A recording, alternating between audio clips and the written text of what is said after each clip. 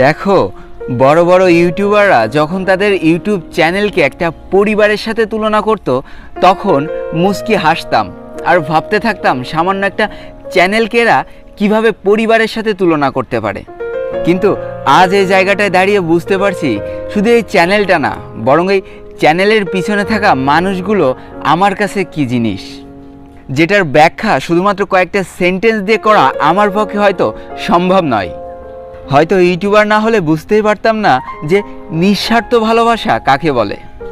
তোমাদের সাথে তো আমার কোনো রক্তের সম্পর্ক নেই, না তোমাদের সাথে কখনো দেখা হয়েছে, না তোমাদের সাথে কখনো ভালোভাবে কথা হয়েছে, অথচ দেখো প্রতিদিন কয়েক হাজার মানুষ আমার কাছে মেসেজ দাও যে ভাইয়া তুমি কেমন আছো, ভাইয়া তোমার পরিবারের সবাই ভালো আছে তো, নতুন ভিডিও কখন আপলোড করবা, আর কতক্ষণ ওয়েট করে রাখবা আমাদের। কেন জানতে চাও এগুলো আমার কাছে?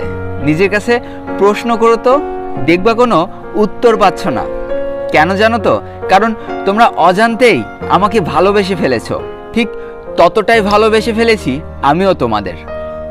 এটাকেই নিঃস্বার্থ ভালোবাসা বলে, যার মধ্যে কোনো স্বার্থ থাকে না। দেখো, সবার অজান্তেই আজকে নিঃস্বার্থ ভালোবাসার সংজ্ঞা দিয়ে দিলাম। দেখো, তোমরা 100কে উপলক্ষে আমার কাছে একটা দাবি করেছিলে যে ভাইয়া তোমার ওই ফেসটা দেখতে চাই। আর যেই মানুষগুলো এতটা ভালোবাসা নিয়ে আমার কাছে একটা দাবি রাখতে পারে, তাদের ভালোবাসা পূরণ করব না, এতটা অকৃতজ্ঞ আমি হতে পারবো না। তবে গতকাল থেকে অনেক মানুষ আমার কাছে খালি মেসেজ দিয়ে এটা বলেছে যে ভাইয়া প্লিজ ফেস রিভিল করেন না, ফেস রিভিল করলে আর এখনকার মতো সাপোর্ট পাবেন না। আবার অনেকে তো বলেছে যে আপনার ফেস অতটাও সুন্দর না যে আপনি ফেস রিভিল করবেন, তাই যেমন আছেন তেমনই থাকেন। হয়তো তারা আমার ভালোটা চেয়েছে বলেই এই কথাটা বলেছে। দেখো, তোমরা হয়তো আমার ভালো চাও তাই এই কথাগুলো বলেছ, কিন্তু তোমাদের এটা যে কতটা ভুল ধারণা সেটা আমি একটুখানি বলি।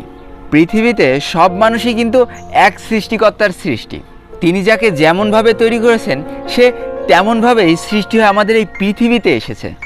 এটার উপরে তো কারোর কোনো হাত নেই। যদি হাতই থাকতো তাহলে সবাই তো বলতো আমাকে সুন্দর করে পৃথিবীতে পাঠাও, কিন্তু তা তো সম্ভব না। আর বন্ধুরা, মানুষের ভালোবাসা অর্জন করতে হলে সুন্দর চেহারার মানুষ হতে হয় না, মানুষের পছন্দের মানুষ হয়ে উঠতে গেলে সুন্দর একটা মনের অধিকারী হওয়া লাগে। আর একটা সুন্দর মনের মানুষ হিসেবে গড়ে উঠতে হলে 3টে জিনিসকে তোমার বর্জন করতে হবে।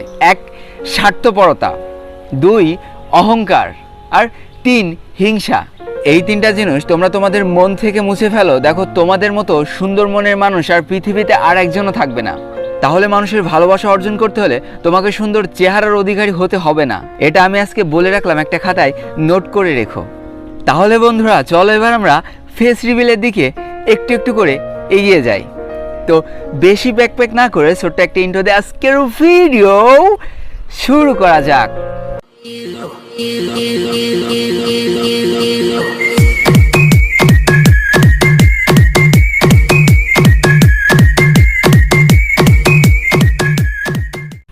তো বন্ধুরা, আমার ফেস রিভিলটা আমি একদম ছোট্টবেলা থেকে শুরু করতে চাই।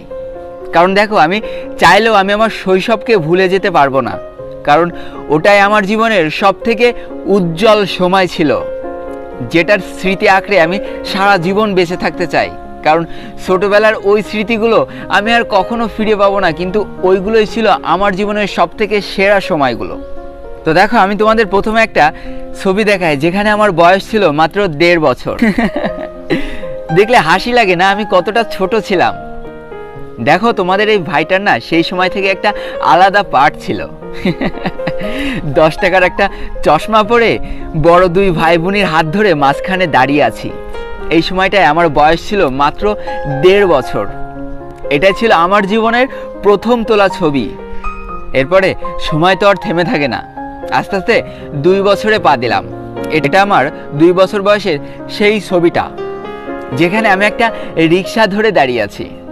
দেখো, আমি যখন ছোট ছিলাম না, তখন আমাদের আর্থিক অবস্থা খুব একটা ভালো ছিল না। এই যে রিক্সাটা দেখছো না, এটা আমাকে সেকেন্ড হ্যান্ড রিক্সা কিনে দেওয়া হয়েছিল। আম্মা আব্বুর কাছে শুনেছি আমি নাকি সারাদিন এই রিক্সাটা নিয়ে ঘুরে বেড়াতাম, চালাতে পারতাম না, ঠেলে নিয়ে বেড়াতাম। এরপরে বন্ধুরা, আস্তে আস্তে জীবনের গতিপথ শুরু হয়ে গেল। চলতে চলতে পা দিলাম 6 বছর বয়সে। আমার প্রথম পড়াশোনার জীবন শুরু হয়েছিল আমাদের পাশের ছোট্ট একটা স্কুলে। স্কুল তো বলা যায় না, কয়েকজনকে পড়ানো হতো। ওইখানে আমি নার্সারি আর কেজি এই 2টা ক্লাস পার করি। তারপরে চলে আসলো ক্লাস 1-এ ভর্তি হওয়ার পালা। স্কুলে ছবি জমা দিতে হবে, তাই সেদিন প্রথম স্টুডিওতে ছবি তুলতে গিয়েছিলাম। স্কুল ড্রেস পরা ছিল। ছবি তোলার পরে আম্মুর ব্যাগে থেকে আমার একটা জামা কাপড় বের করে দেওয়া হলো আর বললো, এই জামা কাপড়টা পরে নে, যখন স্টুডিওতে চলে এসেছি তোর আরও একটা ছবি তুলে নিয়ে যাই। এটাই ছিল আমার 6 বছর বয়সে সেই ছবিটা। দেখো, ক্যামেরাম্যানের ঘড়িটা আমার হাতে পরিয়ে দেওয়া হয়েছিল। এই থেকে আমার সব কথাই মনে আছে, কারণ বয়সটা তখন 6 বছর ছিল। সেই সময় থেকে কিন্তু অন্যরকম একটা পার্ট ছিল আমার মধ্যে। যাই হোক, মজা করে বললাম। দেখো, পায়ে কিন্তু এখনো সেই স্কুলের শুটা পরা রয়েছে, যেটা পরে আমি ছবি তুলেছিলাম স্কুলে জমা দেওয়ার জন্য। এরপরে এক এক ধাপ পার হতে হতে হতে হতে বয়সটা হয়ে গেল 12 বছর। কোনো একটা বর্ষবরণের উৎসব ছিল সেদিন। দিনটা ছিল 14 এপ্রিল, অর্থাৎ পহেলা বৈশাখ। একটা কনসার্টে গিয়েছিলাম ঘুরতে, আর সেখানে বন্ধুরা মিলে এই ছবিটা তুলে দেওয়া হয়েছিল। যদিও এই ছবিতে মুখটা ঠিকমতো দেখা যাচ্ছে না, কিন্তু এই থেকে আমার বেড়ে ওঠা শুরু হলো আর ভালো মন্দ জ্ঞানটা হওয়া শুরু হলো। তারপরে বন্ধুরা, এই 12 বছর বয়সের পরে হাঁটতে হাঁটতে 14 বছর বয়সে পা দিলাম। আর এই ছবিটা আমার 14 বছর বয়সে তোলা ছিল। আমাদের মাঠে একটা পুকুর আছে, সেই পুকুরটাতে ঘুরতে গিয়েছিলাম। গাছে উঠে বাদরামো করছিলাম। সেই সময় আমার একটা বন্ধু এই ছবিটা ফ্রেমবন্দি করে ফেলেছিল। সেদিন এই ছবিটা উঠানো হয়েছিল বলে আজকে তোমাদের কাছে শেয়ার করতে পারলাম। যত বয়সটা বাড়ছিল তত যেন দুরান্তপনাটা আরও বেশি হয়ে যাচ্ছিল। এরপরেই আরও 1 বছর পার করে ফেললাম আর পা দিয়ে দিলাম 15 বছর বয়সে। আমাদের এলাকার পাশে একটা পার্ক হয়েছিল, যেই পার্কটার নাম ছিল শ্যামলছায়া। প্রথম যেদিন উদ্বোধন হয়েছিল তার কয়েকদিন পরেই ঘুরতে গিয়েছিলাম সেই পার্কটাতে। দুপুরবেলা পার্কের মধ্যে ঢুকে দেখি একদম সম্পূর্ণভাবে ফাঁকা। কোনো একটা জবা ফুল গাছের পাশে দাঁড়িয়ে এই ছবিটা তুলে ফেলেছিলাম। সেদিনকে এই ছবিটা ক্যামেরাবন্দি হয়েছিল বলেই আমি আমার 15 বছরের ছবিটা তোমাদের সামনে তুলে ধরতে পারলাম। এবার পা দিয়ে দিলাম 16 বছর বয়সে। হালকা হালকা দাড়ি গোঁফ উঠতে শুরু করে দিল। নিজের মধ্যে হালকা একটু বড় বড় ভাব আসতে শুরু করলো। নিজের বাড়ির সামনেই তুলেছিলাম এই ছবিটা, যেটা তোমরা স্ক্রিনের উপরে দেখতে পাচ্ছ। নিজের মধ্যে ছোটোখাটো কিছু পরিবর্তন আসা শুরু করলো। আর এতদিনে আমি খুব ভালোভাবে বুঝে গিয়েছি যে কোনটা ন্যায়, কোনটা অন্যায়, কোনটা ভালো কাজ, কোনটা খারাপ কাজ। এইভাবে চলতে চলতে পা দিলাম 17 বছর বয়সে। আমার কাছে কোনো ভালো ক্যামেরা ছিল না। নিজের কাছে যেই 2 মেগাপিক্সেলের ক্যামেরা ছিল, সেই ক্যামেরাটা দিয়েই এই ছবিটা তুলেছিলাম কোনো একটা পুরাতন বিল্ডিংয়ের সামনে। দেখো, সেই সময় থেকে আমি টুকিটাকি এডিটিং করতে পারতাম। আর এই ছবিগুলো কিন্তু ম্যাক্সিমাম প্রায় এডিট করা, দেখতেই পাচ্ছ ব্লেয়ার করে দেওয়া পিছনে। সেই সময় থেকে এডিটিংটা শিখেছিলাম বলে আজকে হয়তো থাম্বনেল তৈরি করতে আমার এতখানি সুবিধা হয়। তো বন্ধুরা, একটা কথা বলতে ভুলেই গিয়েছি, আমার 15, 16, 17 এই 3টা বছর আমার লাইফে সবচেয়ে বেশি মজার মধ্যে কেটেছে।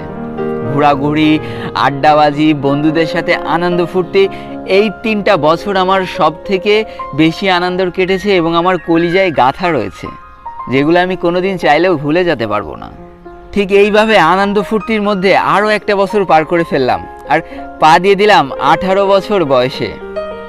এই বয়সে একটা ছবি তোমাদের কাছে শেয়ার করতে চাই, যেটা হলো রাজগঞ্জের ভাসমান সেতুর উপরে তোলা এই ছবিটা। তো বন্ধুরা, এই ছবিটা তোমাদের কাছে শেয়ার করার একটাই উদ্দেশ্য, আমার সেই 0 বছর থেকে এই 18 বছর লাইফে এটাই করা আমার সব থেকে বড় চুল।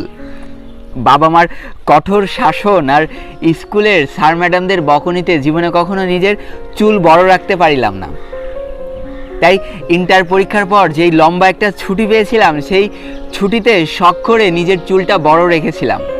অনেক বড় ছিল চুলটা, সামনের চুল নিজের মুখ পর্যন্ত চলে আসতো। কিন্তু বন্ধুরা কি আর বলবো, ওই যে কথায় আছে যে বড়দের কথা না শুনলে বিপদে পড়তেই হয়। এই যে বড় চুল রেখেছিলাম, এর দরুন আমার মাথার চুল যেভাবে উঠা শুরু করেছিল না, আমি পুরোপুরি ভয় পেয়ে গিয়েছিলাম। আমার মাথার ছাদনি না এখনো দুই পাশ থেকে অনেকখানি ফাঁকা হয়ে গিয়েছে, ওই সময় বড় চুল রেখেছিলাম বলে প্রচুর পরিমাণ চুল উঠে গিয়েছিল। ও ভাই, তো বন্ধুরা এরপরেই ঠিকই আমার বয়স হয়ে গেল 19 বা বর্তমান বয়সে। এখন বন্ধুরা অনেক কিছু বুঝি, কোনটা আপন কোনটা পর এগুলো বোঝার জ্ঞান হয়ে গিয়েছে। শেষ 7-8 মাস আগে এই ছবিগুলো আমি তুলেছিলাম, এরপরে আর কোনো ছবি তোলা হয়নি। বন্ধুরা আমার না ছবি তোলার প্রতি খুব একটা আগ্রহ নেই, তাই বন্ধুরা লাস্ট আমি আয়নার সামনে দাঁড়িয়ে এভাবেই নিজেকে ক্যামেরা বন্দি করেছিলাম। তারপর থেকে আর ছবি তোলা হয়নি, বা এই 8 মাস পরে বর্তমান সময়ের আমি কোনো ছবিও তোমাদের দেখাতে পারলাম না।